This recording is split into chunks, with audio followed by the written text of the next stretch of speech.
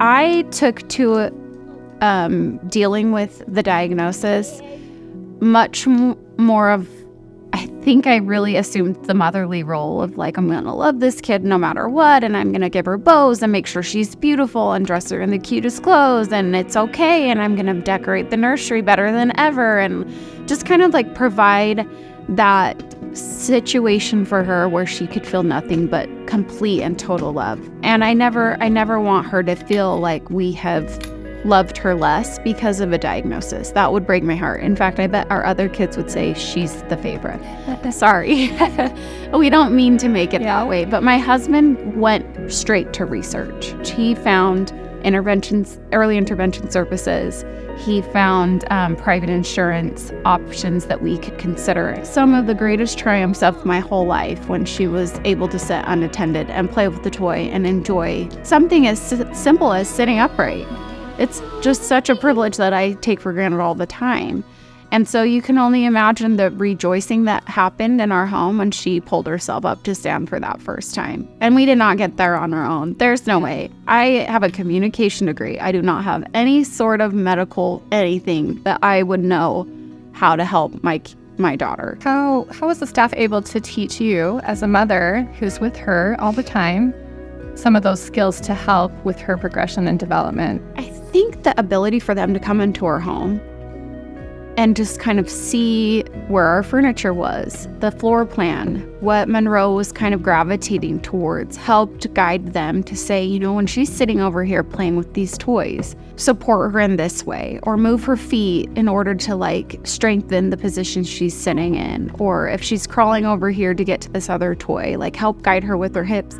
It was so hands-on and in our environment that it was a significantly better situation than maybe going to like a clinic. We had Audrey come in for quite a while, and we loved her so much. Just her presence in our home and her sweetness with Monroe made such a difference. We've had some therapists that are like, this is what we're doing, this is how we're gonna do it, and it's just like so business when they're there. And then sweet Tiffany, she was our PT for a very long time, and she's had some personal experiences in her life that I could relate to in my situation. They're not the same at all, but just some situations in our personal lives that allowed me to feel like, wow, she's a mom who gets it. She's a mom who can relate to me and help coach me or guide me or understand and empathize with some of what I'm going through. And we had Kristen for feeding and speech too for a while. And man, she is a saint. This little girl is not easy to feed. And she just was so committed and dedicated to our Miss Monroe and doing whatever she could to help her learn to communicate with us and to make that a positive experience. And we also had some PIT providers. Emily is one of my favorite people in the whole world. I mean, to watch her vision go from like not functional vision at all to nearly functional vision as a mother is like a game changer. Your vision it's so impactful.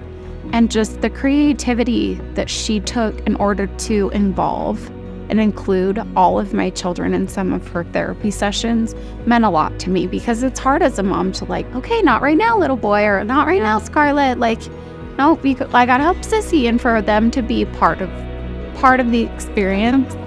Yeah, playing with toys, and she'd get dirty with them and play with sand and like go outside and read books, and it almost felt like she was just coming to help me be a better mom, and I really appreciated that. We're a pretty happy family, and when she came to us, it was pretty scary. But then to see her thrive has brought a unique amount of joy that I don't think I've ever felt before. Seeing my husband, who's just like so strong and stoic, just melt when his little girl's around. It's incredible. I mean, his compassion and empathy, and my compassion and empathy has reached levels that I never felt before. And I'm so grateful, because it doesn't only make me more compassionate and empathetic to all she has to do, all the hard work she's had to go through, all the pain, all the surgeries, all of the stuff we force her to do in order to make her life better. And when anyone else in our lives has something hard happen, we just kind of know how hard it feels and how much it hurts. Obviously, if we could have her like walk and talk and life be perfect, you would do anything to make that happen for your child. But gosh, we're just so grateful for her and who she is and all she's brought to our family.